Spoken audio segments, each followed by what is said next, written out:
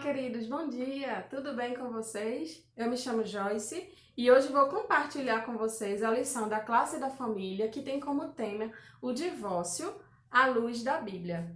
Eu sei que isso é um tema que seria muito interessante que nós estivéssemos juntos para compartilhar, mas neste momento não será possível.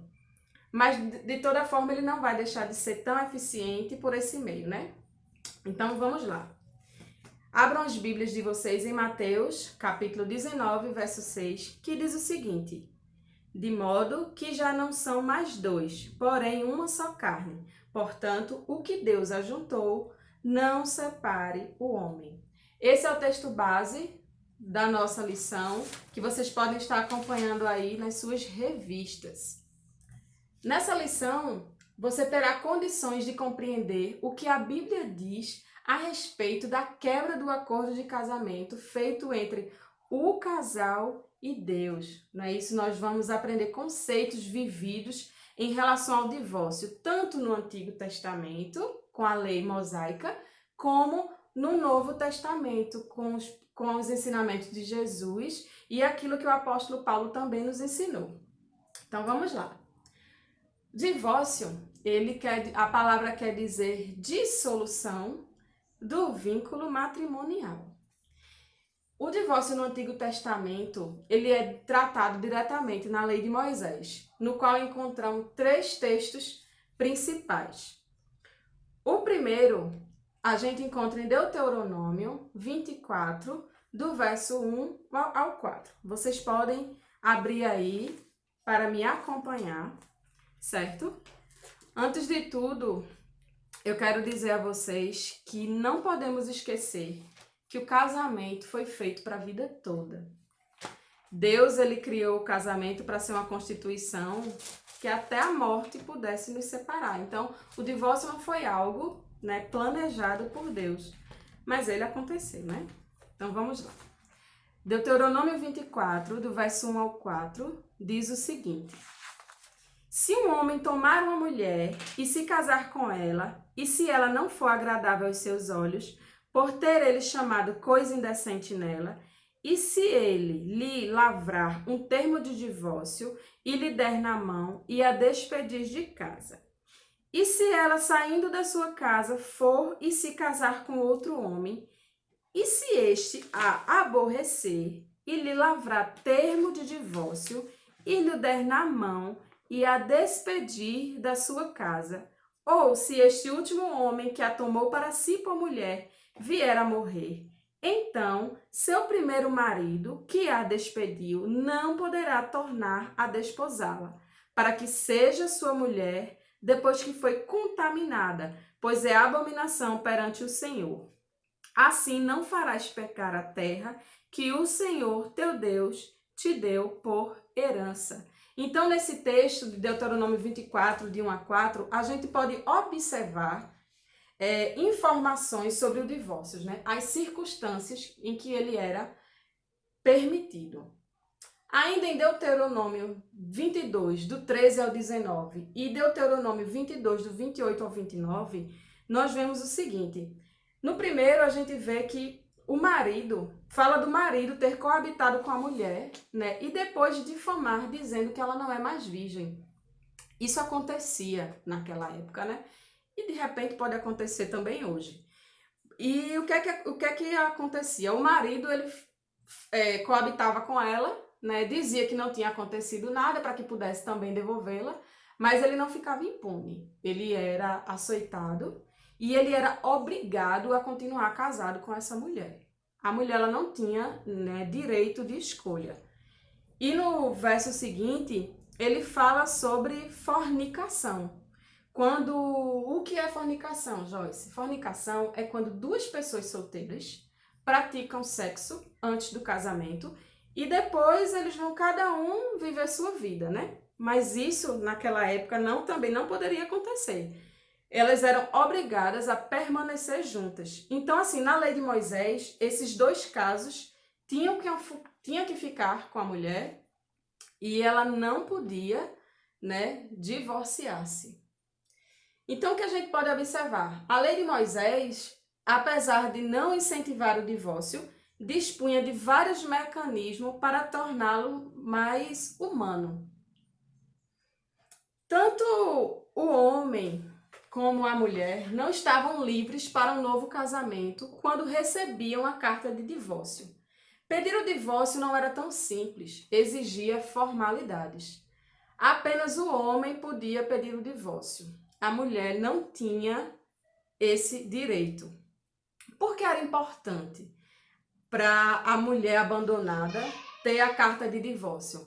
Porque se ela não tivesse essa carta, ela ficava exposta à miséria e à prostituição e não teria como sobreviver. E provavelmente ela não teria como casar novamente. Então a carta de divórcio para a mulher ela era muito importante. Então assim, esses são os conceitos que a lei de Moisés traz para a gente, nos ensina em relação ao divórcio. E era dessa forma que eles praticavam na época de Moisés.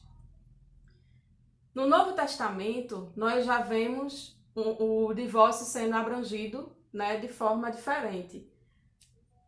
Em Mateus 5, do 31 a 32, né, nós vemos ali o texto do Sermão do Monte. E nós podemos observar nesse texto que Jesus ele confronta os religiosos sobre a prática do divórcio, né? Quando havia repúdio deliberado do marido em relação à mulher. A questão principal era sobre os maus tratos que as mulheres sofriam e as questões envolvidas são: o marido deveria tratar dignamente a sua mulher. Ela só poderia ser repudiada, deixada ou divorciada em caso de relações sexuais ilícitas. E isso a tornaria uma adúltera. E aquele que casasse com ela também seria um adúltero. A gente já via desde aquela época um preconceito muito grande em relação ao divórcio. Eu não estou dizendo, né, não estou fazendo apologia que concordo com o divórcio. Mas existem questões que se torna inviável a mulher continuar casada, né? O cônjuge, eles continuarem vivendo a vida como no lar, onde não são felizes, onde existe a questão do abuso, quando a mulher ela é maltratada, ela apanha, né? Ela é abusada. Então, assim, existem várias práticas que acontecem nos dias de hoje com a mulher e por muitas vezes, por uma questão da sociedade, por uma questão muitas vezes religiosa, ela permanece casada com receio de como ela vai ser vista pela sociedade. E muitas vezes, né, nós, mulheres, somos as que mais apontam as outras ao invés de acolher. Então, Jesus ele queria mostrar para eles que a mulher ela deveria ser tratada de forma correta, a mulher deveria ser bem tratada, e isso de igual modo, o homem também, não é? E em Mateus 19, dos versos 3 a 9, a gente vê que Jesus ele é abordado com duas perguntas. Quando perguntaram a Jesus se era lícito a mulher ser repudiada, ele respondeu que o casamento ele é indissolúvel. O que é indissolúvel? Indissolúvel é algo que não se desfaz. E que Deus pensa em relação ao casamento. Eu falei no início que Deus ele criou a família, o casamento, para que fosse eterno. A gente não casou, né, pensando que lá na frente a gente vai se não der certo se divorcia, que é o que muitas vezes a gente escuta falar. Muita gente vai, se eu vou casar, né? Se de repente eu não gostar, eu deixo. E virou algo assim muito banal nos dias de hoje. Então a segunda pergunta que fizeram a Jesus foi a seguinte: por que mandou então Moisés dar a carta de divórcio e repudiar? Jesus então respondeu que Moisés ele não mandou, ele apenas permitiu por causa da dureza do coração dos homens. Essa nunca foi a vontade de Deus. Mais à frente a gente encontra as orientações do apóstolo Paulo em relação às perguntas feitas pela igreja. A primeira, em 1 Coríntios 7, a gente pode observar essas questões. O verso 10 e 11, vamos ler, né? 1 Coríntios, capítulo 7. Os versos 10 e 11 diz o seguinte: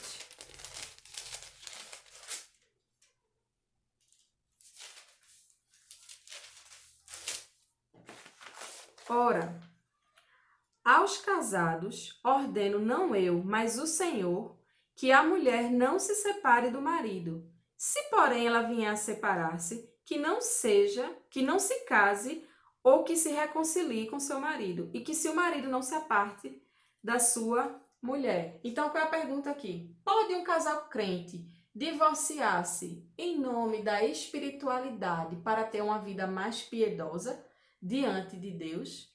Não, né? Você pode muito bem, certo, ser casado e juntos viver a vida e servir a Deus. Não é permitido você se separar do seu cônjuge por causa desse motivo.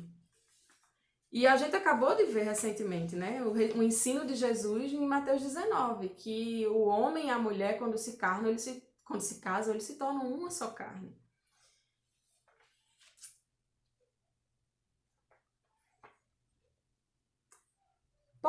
E no outro ponto, no ponto B, pode o cônjuge crente divorciar-se do cônjuge descrente quando ele não deseja a separação?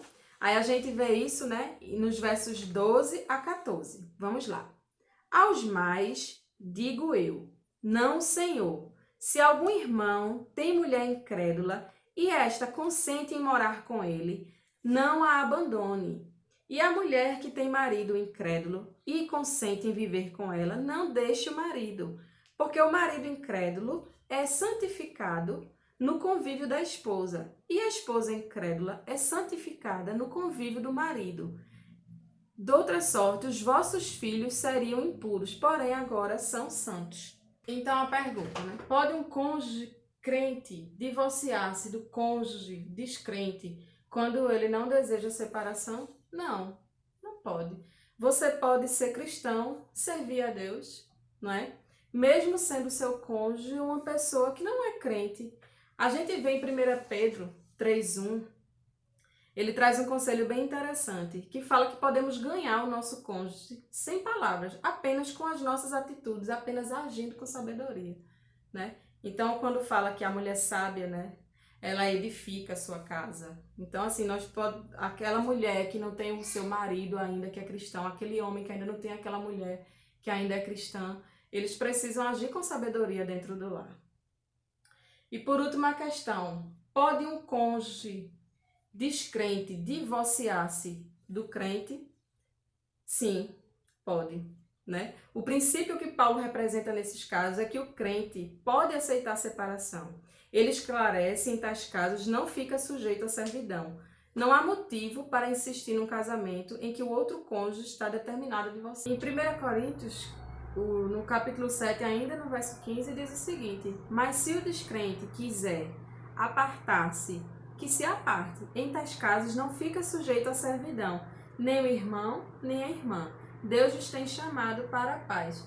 Então ninguém pode se sentir obrigado a estar casado com o outro, pensando no que o outro pode imaginar, do que com receio do que venham falar de você.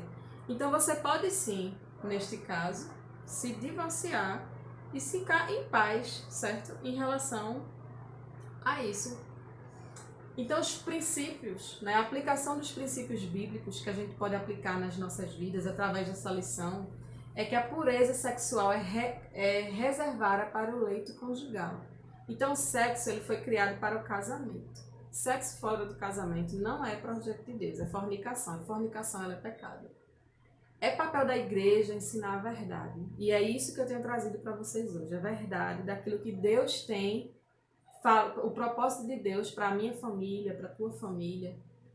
É também papel da igreja reeducar biblicamente os divorciados e recasados. Ainda existe muita gente que se divorcia e fica com receio de casar novamente, né? Se sente receoso com o que o outro pode pensar sobre ele, até mesmo da igreja, né? Como vai ser visto. Então, meu irmão, fique em paz, vá ser feliz. Contanto que você faça uma nova escolha, baseados nos princípios que Deus tem para a tua vida.